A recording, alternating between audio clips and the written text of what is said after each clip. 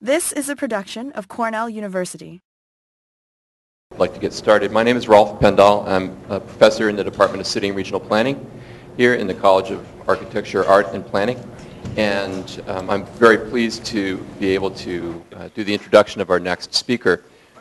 This semester, as every semester, CRP has a speaker series, the Professional Planning Colloquium in the fall and the International Studies Planning Lecture Series in the spring. And this session is one of the sessions for this speaker series. So many of the folks here in the room are attending as part of the mandatory attendance for the 1 credit that you get. But I think a lot of you would be here, and I hope you would be here anyway. In fact, I saw quite a lot of your faces here earlier today, so I know that there's a lot of interest among students in AAP and in city and regional planning for this subject matter. Before I get started with the introduction, our speaker asked me to ask you for a show of hands about which colleges you're from. So can we start with AAP and CRP? How many of you are from AAP? Okay, thank you. From the College of Agriculture and Life Science? From Industrial and Labor Relations? Anybody from ILR? Yeah. Hey, all right. From Arts? From Arts? Okay. From the law school? Good. Thank you. And from hotel? Johnson School? Anyone else? They miss you? Vet school? SEPA? Okay, so we've got some SEPA folks. Okay. Ithaca College? And sorry? Ithaca College. And Ithaca College. And other institutions and the community at large. Great. Okay, well thank you all for being here today. Shelley Poticha will be taking us, I think, from the global and building scale up to the scales of cities and regions, which I think probably require their own solutions and thinking about different kinds of institutions. And I can think of no one better. In fact, I could think of no one better. That's the reason I asked her to come and speak here, to address the issue of sustainability in all of its manifestations from that city and regional perspective, thinking about the places where we live as interconnected networks and zones than Shelley. Shelley is the president of Reconnecting America, and she'd held that position for the last 5 years. Reconnecting America is a national research and advocacy organization that works on, as the name suggests, reconnecting America. But she'll tell you more about it. But my short vision of it is as an organization that tries to rethink the way that cities and regions are built in the United States and beyond, as transit, land use, and other systems working together instead of in contradiction to each other towards sustainability goals. As part of the mission of Reconnecting America, Shelley works as a partner in the Center for Transit-Oriented Development, or CTOD, which is working very specifically on what it takes to do transit-oriented development that relies on and reinforces the transit use. And she's a co-chair of an effort called Transportation for America, which is a broad-based coalition that includes everyone from public health advocates to the National Association of Realtors, from environmental advocates. It's a huge coalition that's trying to construct the framework for the next transportation legislation, which I think we can be certain will look very different than any transportation legislation that we've seen in the United States in the last 100 years. This is Transportation for America, t4america.org, if you're interested in more information on that. Before her sojourn at Reconnecting America, Shelley was the executive director of the Congress for the New Urbanism, which is a leading organization for redesigning neighborhoods, cities, and regions around the United States. And before that, she worked for 16 years as an urban planning consultant, among those 8 with Peter Calthorpe, who's a leading practitioner based in the San Francisco Bay Area of neighborhood, city, and regional scale planning. Her master's in city planning is from the University of California at Berkeley, and her bachelor's is from the University of California at Santa Cruz. Please join me in welcoming Shelley Poticha.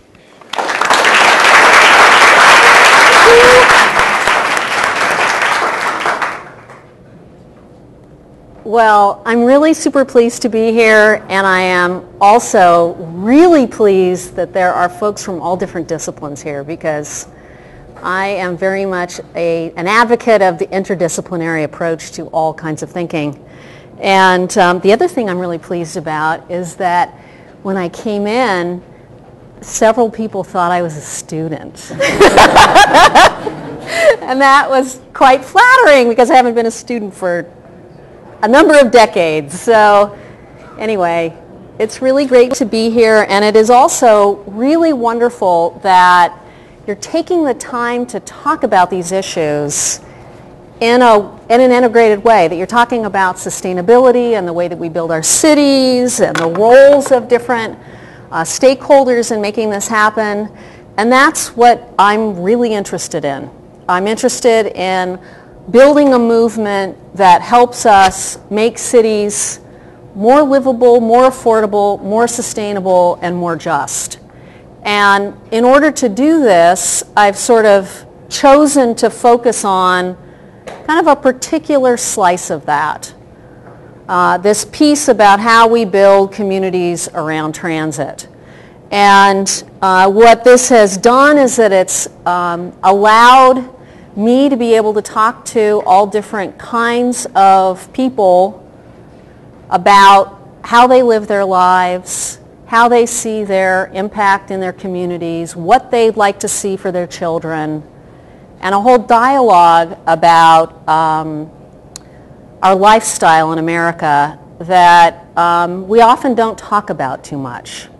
And so, this movement around transit-oriented development or transit-connected neighborhoods is really, in many ways, not only a kind of product line, so to speak, to try and make happen in our communities more efficiently and better, but also it's a way to get a conversation going in our communities about what we want the future of our communities to be. So about 5 years ago, as Rolf said, I took over as president of this nonprofit group, Reconnecting America. And we are a national organization. I'm based in the San Francisco Bay Area. We also have an office in Washington, D.C., a little office in San Francisco. We partner regularly with a group out of Chicago called the Center for Neighborhood Technology, and another group in the Bay Area, Strategic Economics, which is a real estate economics consulting firm.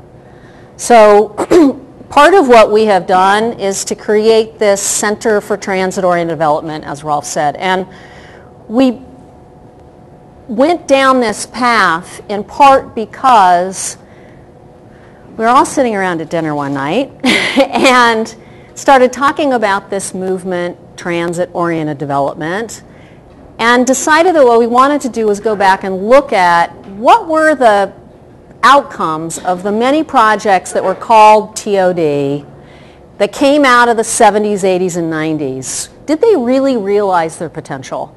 And what we found is, lo and behold, a lot of good experiments, some modest successes, not a lot of projects that really delivered the walkability and income diversity and exuberance of urbanism that we want to be able to see.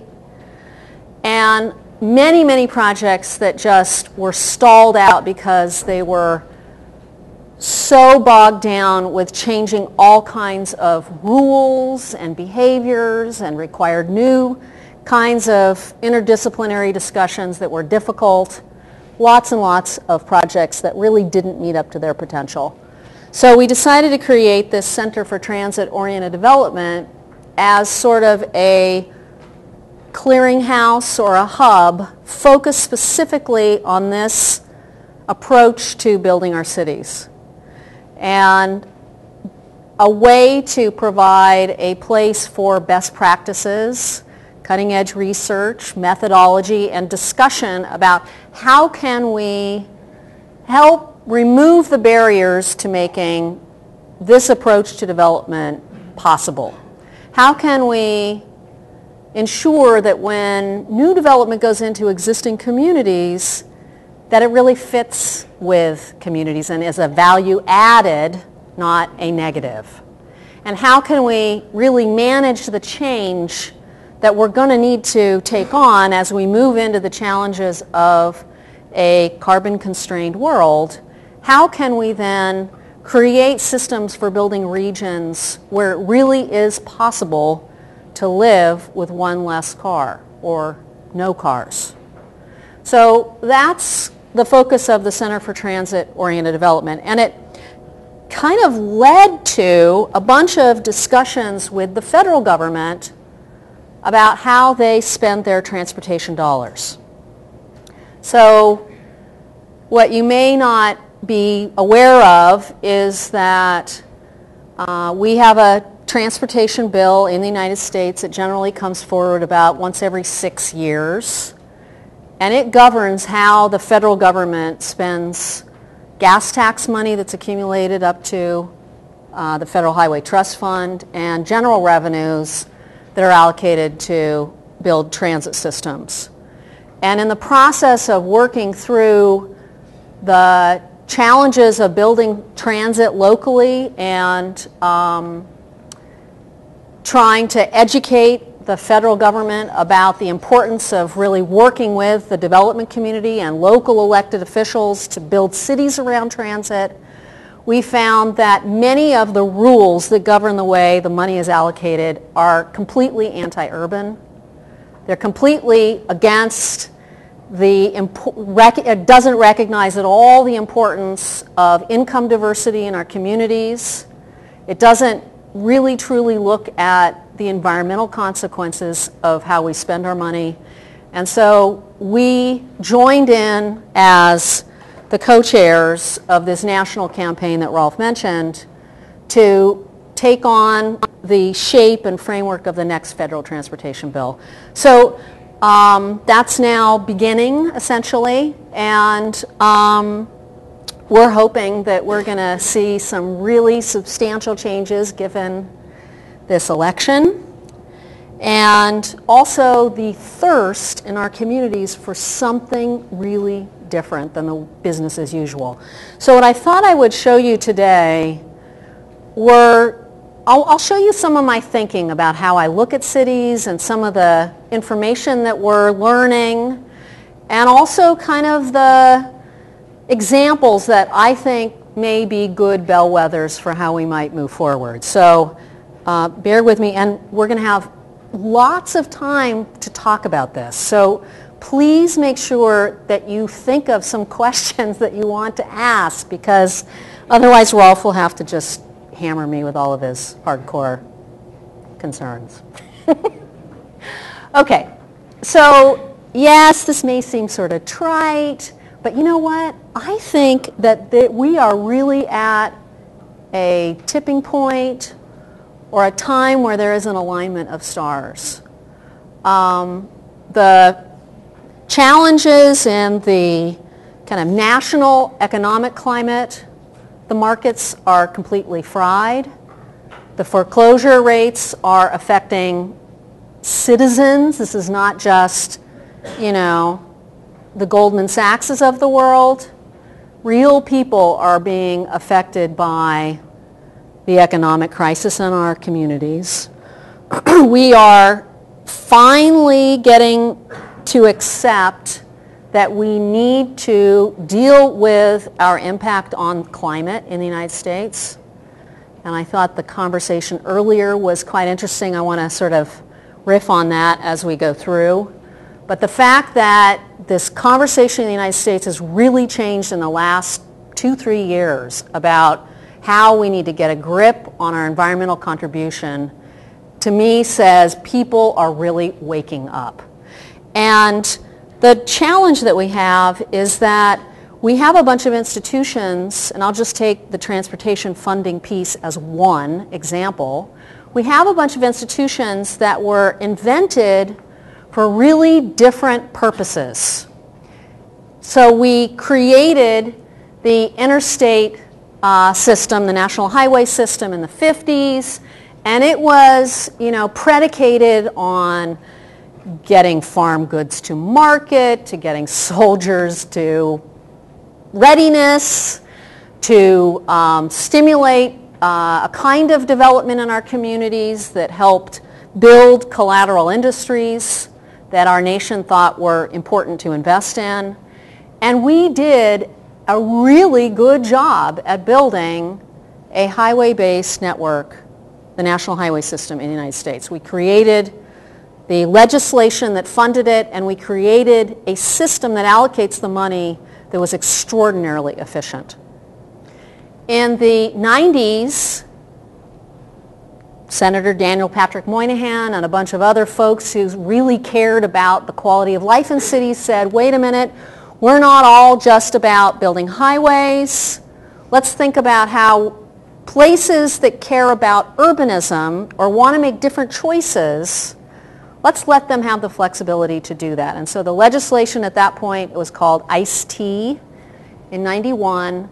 Its sort of hallmark change was that it said states can choose to use transportation funding flexibly. It doesn't have to just go toward building highways. And then the follow-on legislation was called T21, and then following that, another groovy name, Safety Lou. These were bills that, well, T21 kind of added some nice little bells and whistles to the initial transportation bill. It didn't really do a huge amount, but it contributed. And the last bill was essentially like earmark world. It basically showed that we had come to this place where we were completely dysfunctional in the way that we think about our communities, the way that we allocate our money. It was all politics. So now here we are now. We've spent $286 billion on transportation money just in the last 4 years.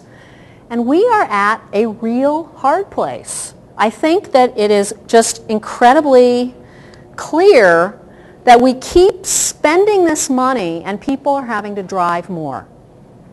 This line just shows total vehicle miles traveled on U.S. roads continuing to go up the more that we just throw money at it. In fact, sort of the hallmark of the last 8 years has been congestion management. And yet we are still seeing in almost every major region in the country travel by single occupancy vehicle going up, congestion going up. And a lot of people are beginning to question whether or not we should stay on this path. And I guess I would say, since I'm the advocate in the lineup, there are a whole set of different issues that we've got to start getting a grip on if we're going to take charge of our future. We have a different agenda than the 50s Eisenhower era. We have a new agenda now that we have to, as a nation, start really paying attention to the impact of fluctuating gas prices on the pocketbooks of average people. The concern about where we get our energy. We talked about coal here. Well, I would say that we also probably ought to think about the role of oil. We have a tidal wave of changes in demographics in the United States that are completely reshaping the real estate industry. And I'll talk a little bit more about that. But one of the things that concerns me when we think about how we allocate our transportation funding is that we are an aging society. And we need to start coming to grips with giving older Americans more mobility options than simply driving or having to be driven. And there's a different attitude among people who are baby boomers about where they want to live and how they want to live their lives that is going to reshape what kind of places and communities will be in demand. And finally, you might have heard about this in the news, but the bridge collapse in Minnesota was a really big wake-up call.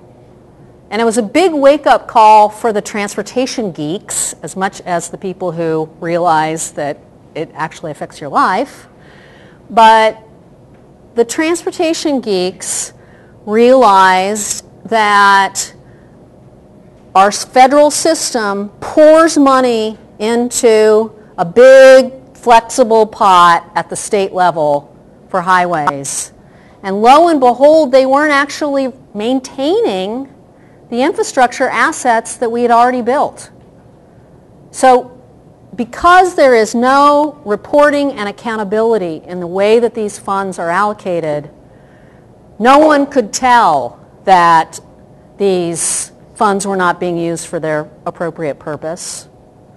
The states actually don't have to say whether or not they diverted the money from bridge maintenance to highway expansion.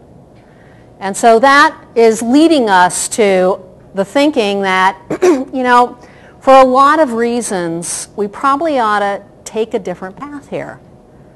And we ought to be thinking about the way that we build our cities when we allocate our transportation monies. Is it helping or hurting people and their lifestyles?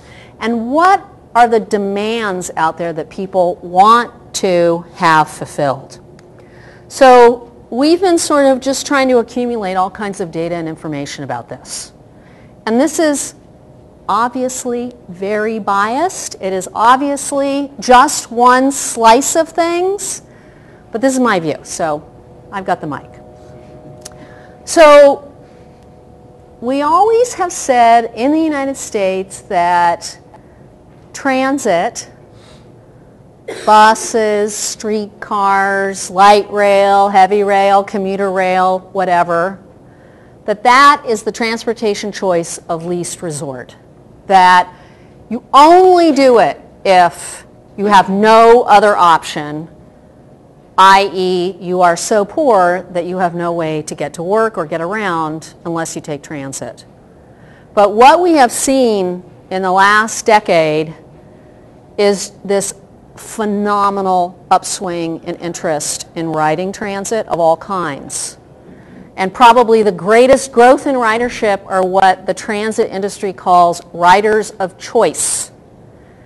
People who have a car or might be able to own a car but choose to commute to work without having to drive or take care of errands on a regular basis without driving. So ridership is at its highest level in many, many years. In fact, we're putting together now a list of transit agencies where the demand for service is higher than they can actually afford to provide, in part because of the rising cost of diesel fuel.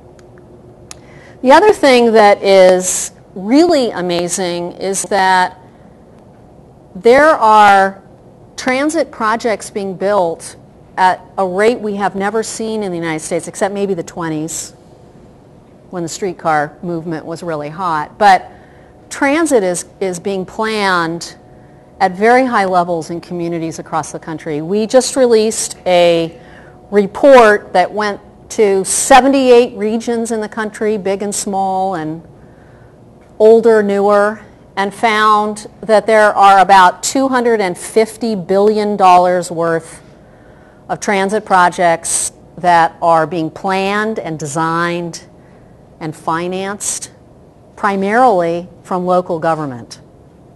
And they range in all different sizes, from little bus rapid transit projects and lots of streetcar projects to commuter rail. And in California, we just passed the bond measure for the high-speed rail network between Los Angeles and the Bay Area.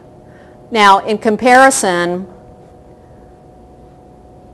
the last transportation authorization allocated $9.5 billion to transit construction for over 6 years.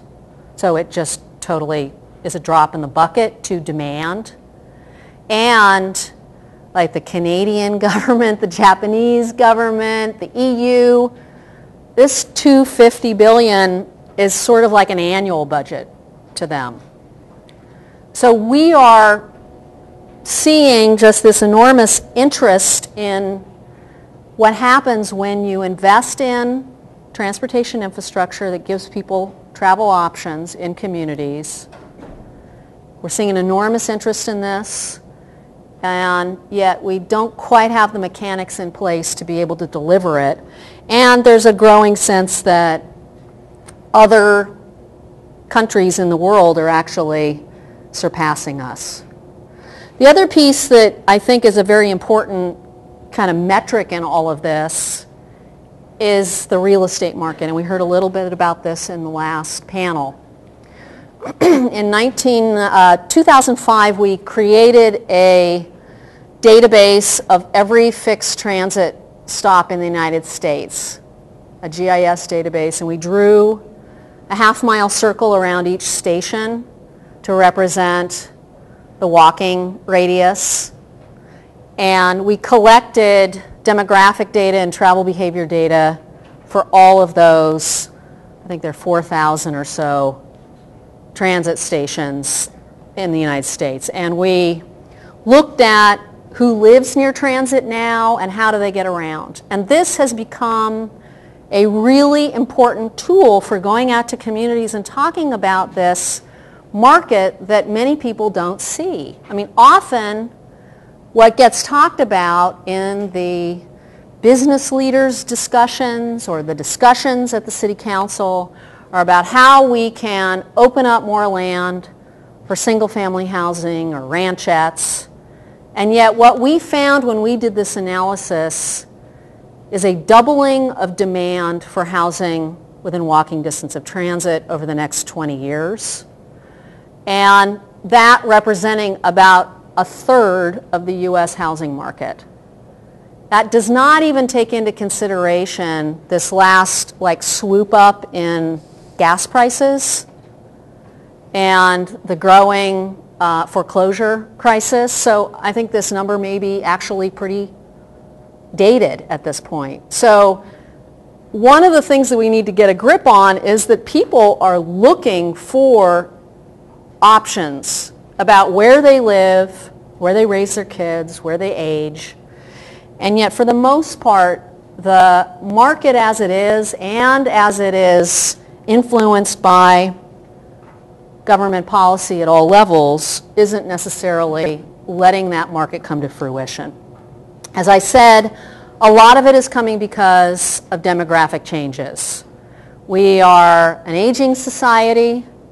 Singles are going to be the majority household type in the United States by 2030. That's a pretty shocking fact when you think about that about, 80% of the housing market is being built for families with kids. So we need to kind of recalibrate here. And we also need to be thinking about the lifestyles that these demographic groups, the fastest growing demographic groups, what do they want from their home decisions? And for what we found is that there is this incredible correlation between the folks that are choosing now to live near transit and the groups that are growing the fastest in the United States. So there is just this remarkable connection. So when we go out and we talk to communities, we talk about this notion of linking our development with transportation options. We also, instead of just talking about it like a good planner would or a good advocate would, I think we need to start talking about what do we get, what do people get if they make a decision to change policies so that a greater percentage of regional growth can go into neighborhoods where walking, biking, and transit is truly an option. And so these are some of the metrics that I use. And let me just point out a couple of them. I'm going to talk a little bit more later, but there's this sort of interesting movement around the green dividend. And what this group is saying, it's actually led by another advocacy group called CEOs for Cities.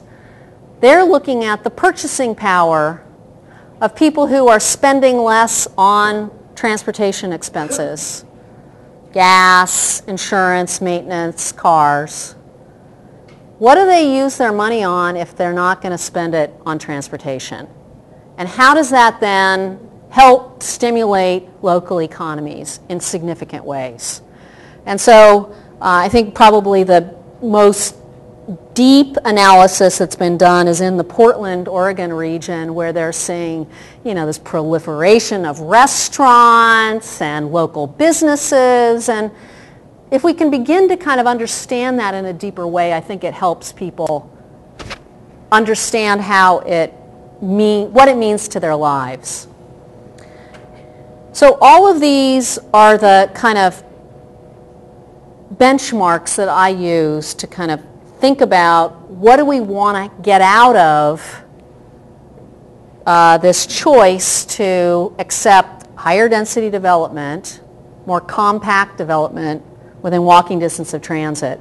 And I'm also going to talk a little bit here about financial return and value capture, because I think what we're learning is that these places, if done well, hold their value longer and actually create more value that then can be put to use providing the community benefits that we want to see happen in our community, whether it's local parks or great streets or affordable housing or local businesses.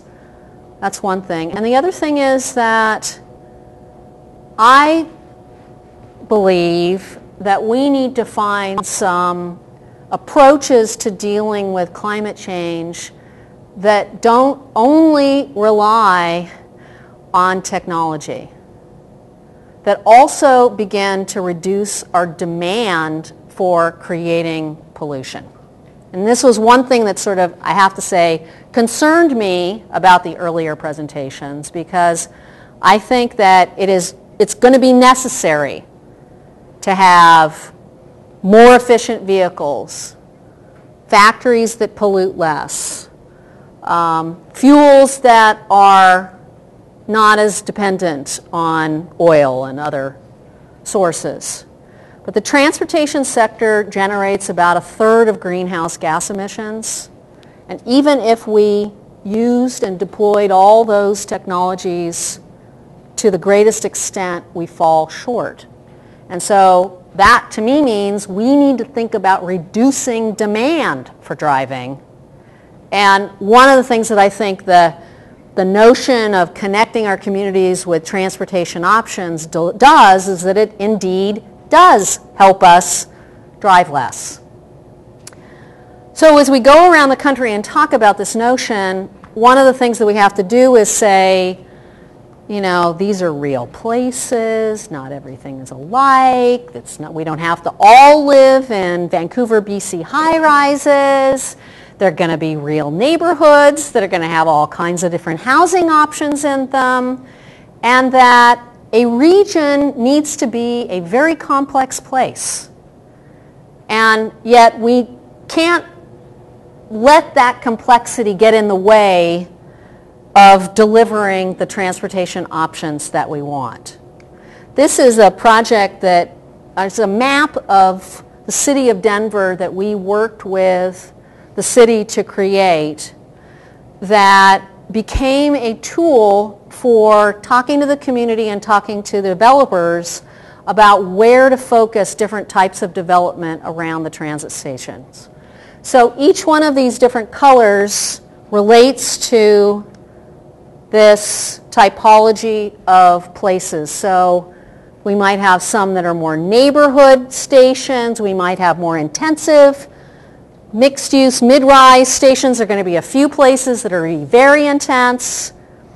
But if we begin to look at what currently exists around the Denver transit system, what kind of land opportunities there are for land recycling and infill, what we begin to learn is that only a few of the stations will actually be intensive opportunities for development. These kind of reddish color areas called major urban centers, there are only going to be about 3 of them, plus downtown. The rest of the stations in the Denver system are mostly going to be neighborhood walk-up stations where it's surrounded by primarily single-family and townhouse development. And what this map helped do was that it said to the neighborhoods, we are not going to come in and bulldoze your community for a bunch of high-rise development. The change that is going to happen in your neighborhoods is going to be fairly fine grain. And it will primarily be focused on right around the station and providing services for people who are walking back and forth to the transit. And to the development community, it said, if you are a developer whose expertise is more intensive mixed-use developments, here are the places that we're going to direct you to. And we've already calibrated all the codes and the plans and the financial resources to help spur this kind of development in these places. So there's an alignment there that expedites the development in those places and at the same time helps assure existing residents in those other neighborhoods that they're going to still be able to live there and still enjoy the benefits that they saw when they moved into those communities. Now, as we collect more information and data, I think we need to, well, I guess I would just say that often in this field we've been primarily about hyperbole and assertions. And I think we need to be much more about facts. And so we've been using our database of all the transit systems in the United States to begin to understand at what point, when the transit system grows to a certain size, how does it then begin to change people's behavior? At what point can it actually accept a significant portion of the growth that will happen in a region? How then do people's decisions about home buying or renting change? And how do they then begin to create the opportunity to really live in different ways? And so these are just another way of explaining that same set of facts. So these charts show the colored bars are the percentage of people within that half-mile walking distance of a transit station in that region who walk, bike, and take transit to work, compared to the black bars, which are the percentage of the people in the region as a whole. And what that says is that people who live and have the opportunity to get around by means other than cars do at much higher rates than anybody else in the region. This is so intuitive. This is incredibly intuitive. But if you're in a community and you're talking about, maybe we could think about things differently, it helps to be able to validate these assertions by actual information. So we can now portray this for all the 40 regions in the United States that currently have fixed transit systems, meaning, a bus rapid transit or a streetcar or a light rail, not the local bus systems.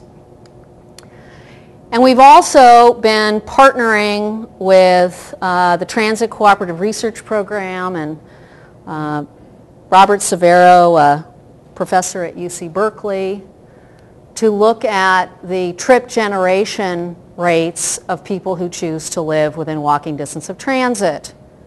And we just completed a study that looked at,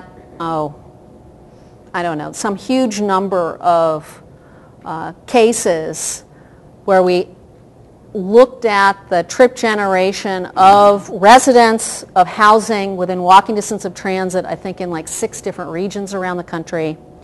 And what we found is that they generate about half the trips that the standard trip generation manuals put out by the Institute for Traffic Engineers tells us will happen. So this is an enormously important piece of information that can then feed into calibrating street standards and parking standards and help allay fears from communities that focusing more intensive development in areas where there's good transit service is not actually about generating traffic. And we're also beginning to now look at how we need to think in a more holistic way about employment opportunities, where they go, what types of employment generate the greatest transit ridership, and how can we do this in a predictive model. This is actually from the San Francisco Bay Area, looking at the potential for people to take a new ferry connection into downtown San Francisco. So learning more about how people are actually behaving is a very important key to beginning to set the table for change. The other thing that I think is really important gets back to the whole issue of money. And this is going to be increasingly important as we move into these financially constrained times. We are looking very carefully at this hypothesis that many folks have been putting forward that says that when you do a good job at combining urbanism and placemaking and transit, you're creating value at higher rates than you do if you don't have the transit present. The synergy that that creates builds value, and at what percentage? And this is pretty important right now because what we're seeing is that different building types that developers build may not be financially feasible in particularly high-value markets unless you're able to cut costs in some critical way, like having less parking because fewer people are actually driving. Cutting the cost of providing that structured parking may help make a project financially feasible. So the more that we can begin to really understand that connection between our transportation investments, the urbanism, and the way that developers have to make projects pencil, the more likely it is that we'll actually be able to align these goals, and we'll see projects coming from the development community that are actually closer to what the community wants, and we'll maybe potentially be able to expedite some of this. And then, as I said earlier, I think we do need to start talking more specifically about how we can begin to capture some of the value, particularly the long-term value that's created by transit-oriented development, so that we can make places as dynamic and interesting and inclusive as we know they should be. So this, I think, is sort of the new edge for this field, is how can we begin to deploy these financial tools that have been used for other purposes for the purposes of delivering great communities around transit.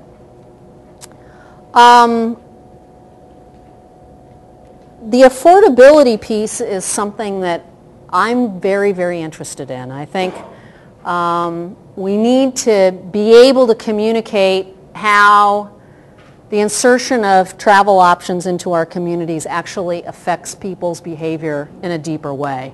And so we created, with the Center for Neighborhood Technology, something called the Housing plus Transportation Affordability Index. And we're able to look at housing expenditures and the transportation expenditures by the location of a household in a region. And what we found is the second largest household expenditure for average families is transportation, which is about 20% of expenses. It goes up to about a quarter of a household's budget if they live in neighborhoods where they have to drive for most trips. And it goes down to about 9%, pretty big savings, if they have transit as an option. And to me, this is not only a wealth building strategy, it's an equity argument for building more transit and connecting our communities to transit. But when we then kind of look specifically at the budgets of working families, so moderate income and low income households, the yellowish bars are the percentage of a household's budget on transportation, and the gray bars are housing. And you don't have to know the numbers here, I mean, except that when you add it together, it's between about 55 and 60% of a household's budget. But then in many places, the drive to your qualify strategy of buying a house at the edge of a region, because it is low cost, is more than offset by the transportation cost burden of living in that location. So they're spending often more on transportation than they're spending on housing, which I think is appalling because it's not a wealth building activity to spend money on gas. And so there is a responsibility that we have to try and find ways of making our communities inclusive. And as the last panel said, this is a major dialogue that we need to have in our states, our cities, our regions, because in many ways, lower income households can benefit the most from living in neighborhoods where they have transportation options. And yet, most of our housing policies seek out the lowest cost land at the periphery of a region where a household will then have to spend more of their money on transportation. We're unlikely to see this coming from only the private sector. We need public sector and philanthropy to be involved in this and proactive. And I think it's a shared responsibility that we all need to step up on. And then before I just quickly run through 3 little case studies, I will just want to sort of talk about how this relates specifically to climate, because I know we're trying to focus on sustainability and we all have our own definition of sustainability. You know, we ought to be thinking about the challenge of reducing the contribution of transportation or emissions from transportation holistically. And I was pulling out some little facts from the American Public Transportation Association, and what they are saying is that today we're saving 4.2 billion gallons of gasoline each year through the public transportation systems that we already have in place. And that is equaling a savings of about 37 million metric tons of carbon per year. Not insignificant. And then just to kind of put it at a very personal level, they have found that by switching to public transportation just for your commute, you are reducing your carbon footprint by 10%. That's a pretty big number. So say you do it part of the week. You're actually making a difference by doing this. And when we begin to add it up and we think about how we're building our cities and what we're building and how we're connecting them, if we actually took advantage of the market that is out there, the 1/3 of the housing market of the United States, and we put it into transit-connected neighborhoods, we would potentially generate a savings of about 45% less VMT. So, you know, we ought to be thinking very holistically about how we do this and thinking in a way that works with what people really want to see in their communities. I think I'm going to stop right here, right? It's fine. Maybe you can do the case studies then. Yeah, no, I think this is good. Okay, so thank you.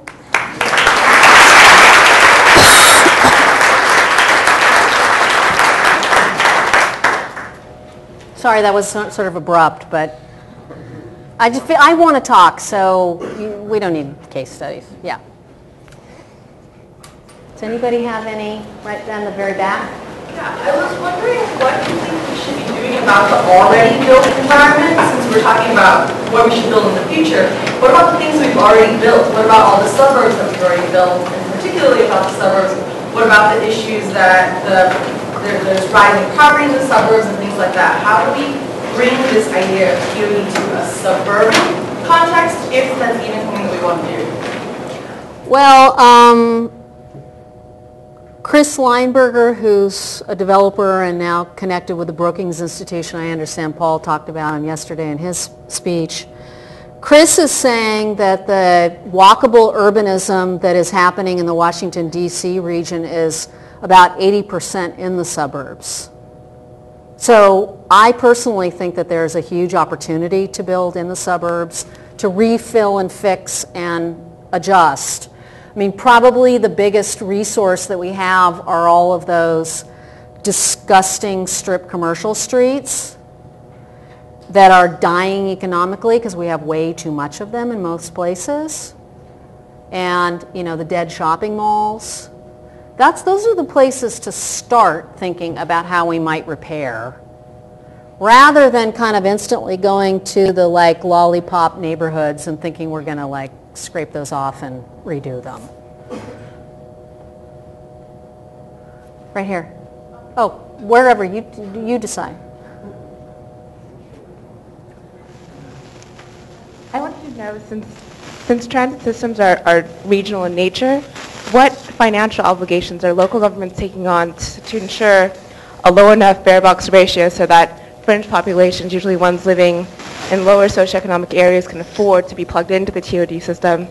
My second question is, how is the TOD movement taking in the commercial flow of goods? Because I know kind of functionally that kind of has its own argument of goods and things going on railroads and ships, particularly in cities like the Bay Area, which are connected into harbor employment sources and shipping. Okay, I think I got that. So there are some really interesting things going on in terms of cities that are leveraging local funding to help transit come into communities, building transit locally, and building a range of incomes of housing in those neighborhoods. So one of the case studies I wanted to show you was also in the Portland region in the Pearl District, where they built a streetcar connecting into the revival of an older industrial district of the city. And the way that they created their zoning regulation created tiers of density that also related to the contributions that the private sector would make toward delivering the community benefits that they wanted to see. So parks and streetscape, transit infrastructure, affordable housing, all that before you get to real market rate densities. Now, the other thing that they did, though, is that they aligned their public works budget, their public housing budget, their sustainability funding, all of it is focused into these neighborhoods where they want to see this rich diversity happen. So it is not simply like on the developer's pro forma to deliver. In a lot of regions doing what Portland did, the developers cannot afford it. We have to get a lot savvier about how pro formas work in order to figure out what benefits we're going to be able to get. As far as the retail, you know, I think there's sort of this aha that many of us had a few years ago that this stuff is not going to happen unless it works in the marketplace. You cannot invent a market for a bunch of retail that isn't there anyway. You might be able to understand that there is a market for retail that might be generated because of looking at the city in a different way. But, you know, there are so many failed retail projects next to transit that just assumed that we'd all be like, you know, buying 50 trillion cups of coffee. Hey.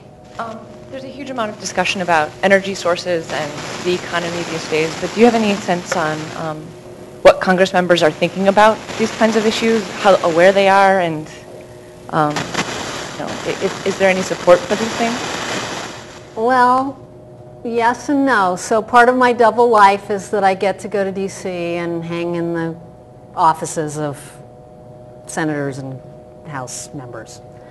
And I think on the plus side, I think the leadership really gets it.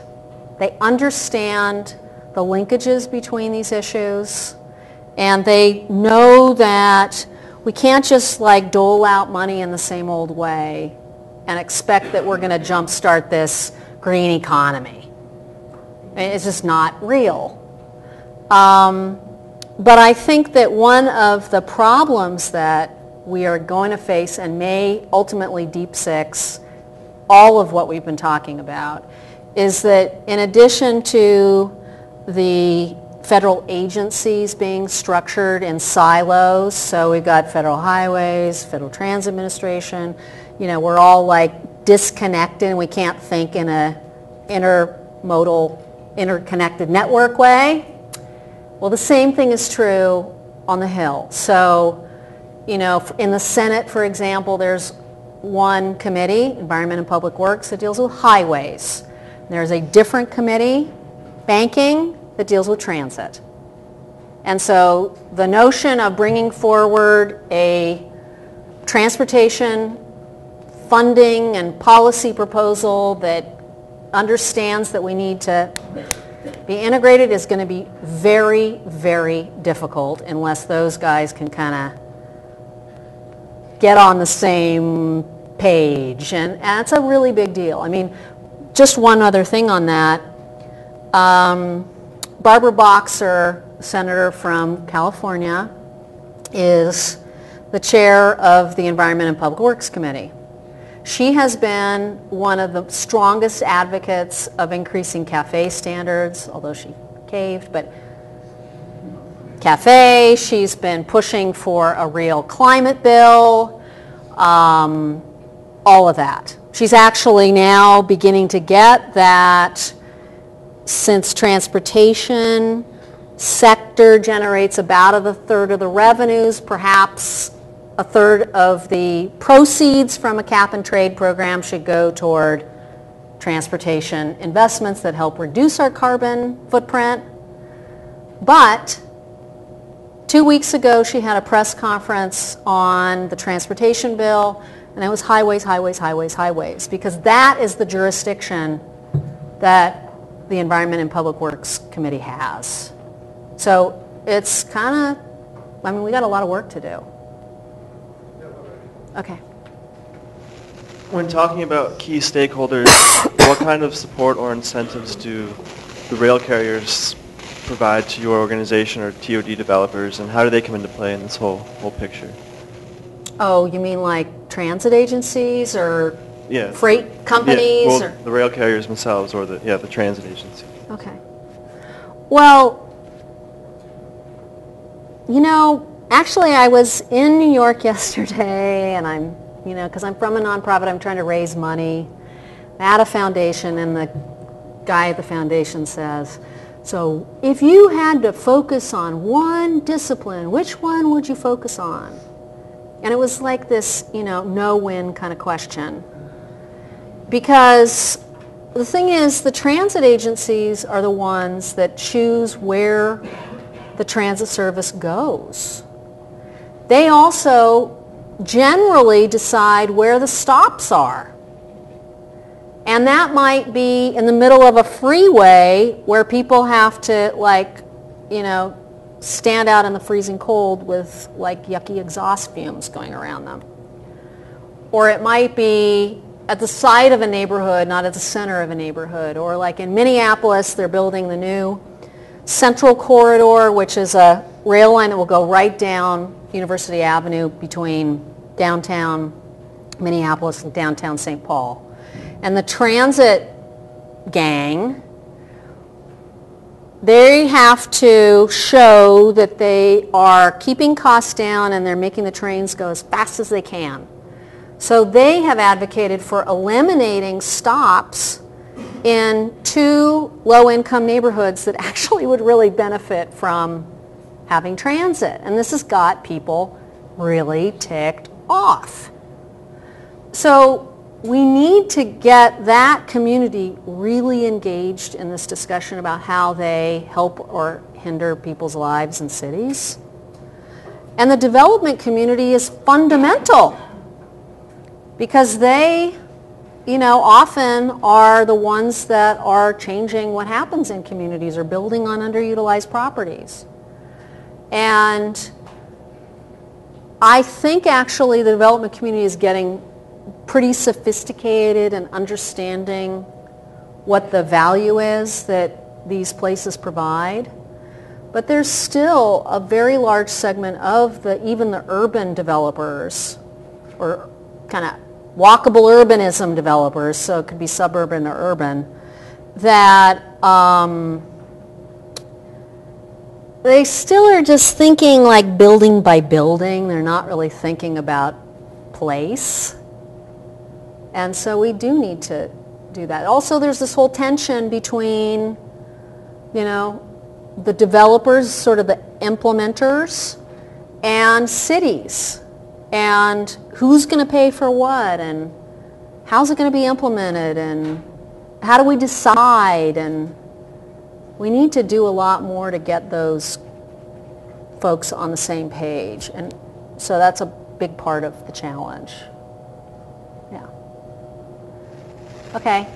I'm just wondering, how do you address issues of the perception of class struggles? I was recently in Los Angeles and riding the public transit there, and it's almost all lower middle class people that ride the transit there. How do you address the issue that public transit is a lower class, it's something for the lower classes? It's been historically perceived that, Portland is kind of an exception and New York is kind of an exception, where those cities that the upper classes do ride the public transit, I think.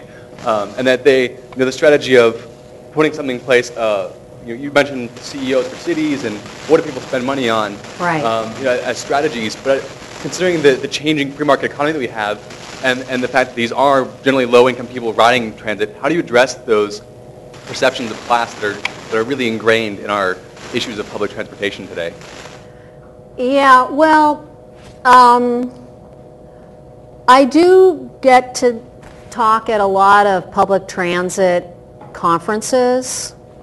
And one of the things that I say to the transit agencies is that if you want your service to be valued, you got to actually deliver on what customers want.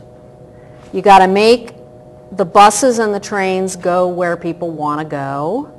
You got to provide the service frequently and don't screw up and be late. You got to keep everything clean.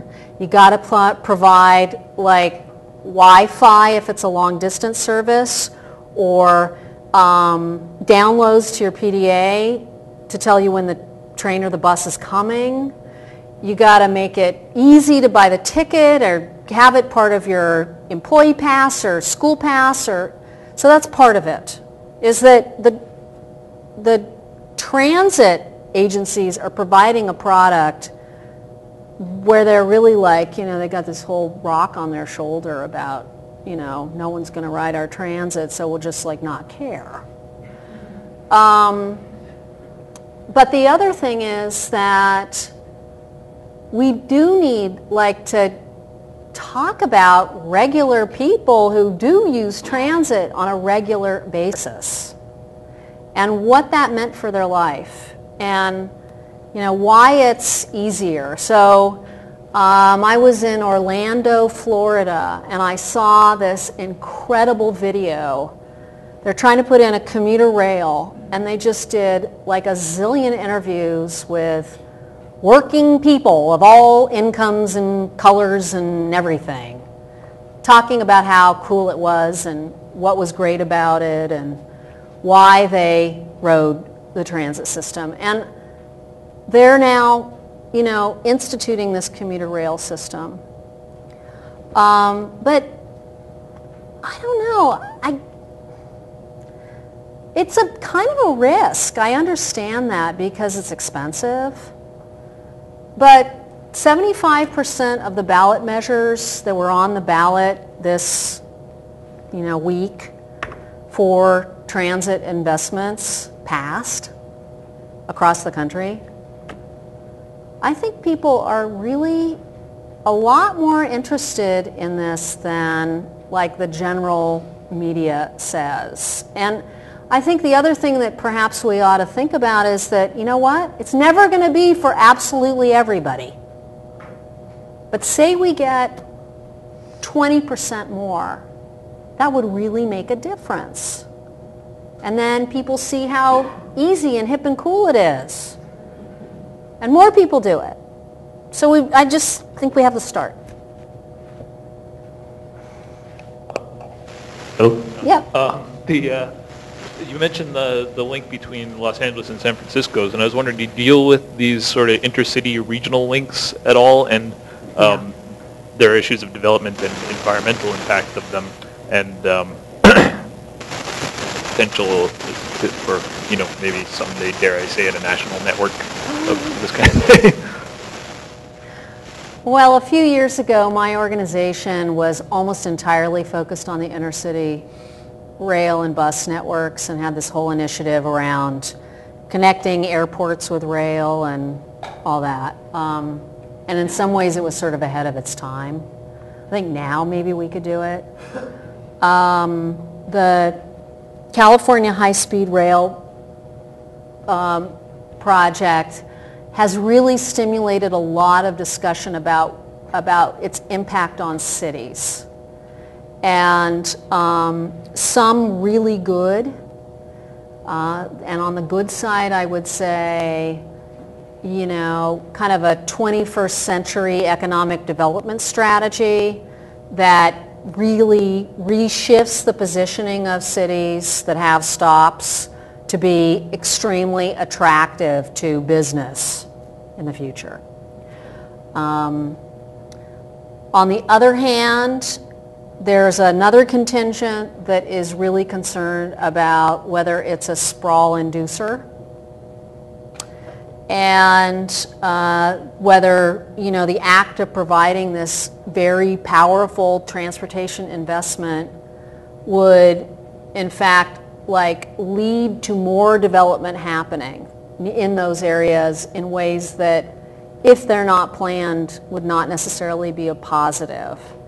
So one of the things that the high-speed rail folks say is that they draw from a 25-mile radius, which if you kind of imagine that, you're just going, oh God, that's really scary. We could just have, low-density yuck in a big circle around these places. That doesn't sound so good. So there's a conversation happening right now in California about what does it mean for our cities? Who's really equipped to have a station? There's a lot of political pressure to have a zillion stations, which will not only slow down the train, but it will also lead to a bunch of yuck because there just isn't enough demand for the stuff we want to see around the stations. So we don't know. And we don't have the kind of national government control that Europe has, or China, or Japan, or Korea. So it's going to be different here. Yeah.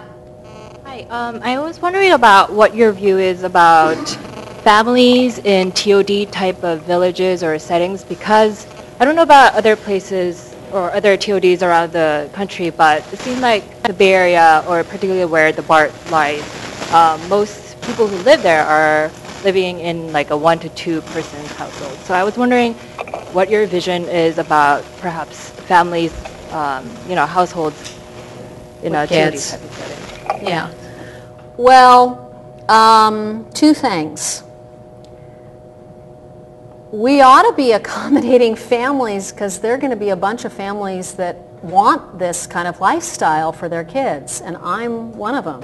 I've got twin 10-year-old girls, and the idea of being a chauffeur for the next decade is totally not okay with me. Plus, I want them to understand what cities are and be able to maneuver and negotiate in them and be part of all the culture that a city has. So yeah, we better do this. The second thing, though, is that for the next couple of market cycles, the demographic group that is growing and is going to be the largest group are not going to be families. Okay? So we need to also recognize that more of the housing is going to be for singles and couples. And that they're going to have a different lifestyle. They're not going to necessarily own as many cars. It is going to happen. So finding that kind of balance of, different types of households in an urban environment is going to be one of our big challenges. Yeah. You said that one of the things that you've been studying is how people actually behave, which is definitely informed by their values. And one of the some of the values in America are independence, space, property ownership. Yeah. So the TOD ideas are wonderful, but how do you reconcile those ideas with the deep-seated cultural values and cultural beliefs that we're sort of steeped in? Well, I think that's why I'm very interested in pushing this on market principles, that we're not talking about social engineering in order to help heal the planet. We're talking about calibrating how much of this happens based on who signs up. Okay? And we have a big space to play in that arena. So our kind of back of the envelope estimate is that only about, under 5% of the real estate market is actually building in transit-oriented locations. And if we are right that there's 30% of the market that might consider this as an option, there's a big difference there. So, my theory is, let's keep on doing it until we see that we've exhausted the market. But we cannot, we're not in a place now to say, put away your ranchette. I mean, I don't know if you know who Sim Vanderen is. He's a big environmentalist who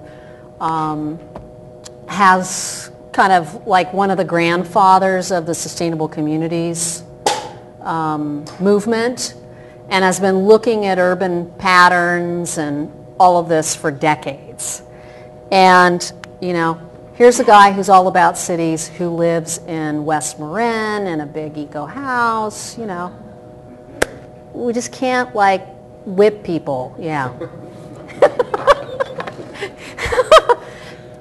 Two more questions. Okay, one in the back and then somebody up here, okay?